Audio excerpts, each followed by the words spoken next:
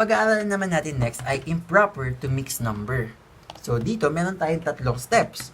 Una, numerator divided by denominator. Yun ang magiging whole number. Pangalawang step, yung remainder, yun naman ang magiging numerator. At pangatlo, copy the denominator, tulad lang kanina. Okay?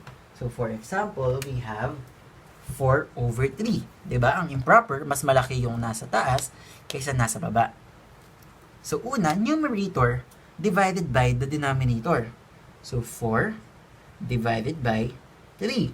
Ilan ba yung kasya dyan? 4 divided by 3. 1. 1 times 3, 3 over 1.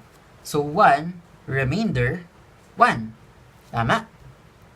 So, ibig sabihin, ang gagawin natin, yung numerator divided by denominator daw, ito, yun ang magiging bagong whole number. Tapos, yung remainder naman daw, yun naman ang magiging numerator. Ito ang remainder. So, yun ang magiging bagong numerator o yung nasa taas. Tapos, over, copy lang yung denominator natin, yung original. Okay? 3. So, 1 over 3. Okay? Sige, magbigay pa tayo ng ibang examples para mas maintindihan natin. 17 over 2 at 22 over 3. I-divide lang natin. Tama? Yun yung step 1. Nasa loob ang numerator, nasa labas ang denominator. So, 17 divided by 2, that is 8. 8 times 2, 16. 17 minus 16, 1. Tama? So, 8, remainder, 1. Ano nga yung rule natin?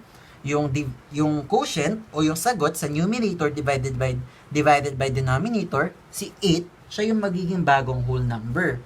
Tapos yung remainder naman, yun naman ang magiging bagong numerator. Ito si remainder, tama? Tapos, pangatlo, copy the denominator, 2. So, 8, 1/2. Sige, last. We have 22 over 3. Ano yung unang step?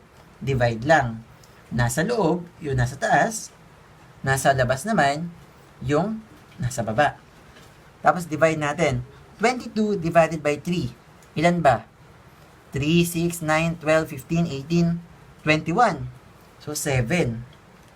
7 times 3, 21. Okay? Tapos, subtract natin. 22 minus 21. O, diba guys? Dapat i-review nyo na kung paano mag-divide, ha? Ayan, 22 minus 21, 1. Tama? So, may remainder na 1. Okay. 7, remainder 1. Yung 7, tama? Ito. Okay? Yun yung ating whole number.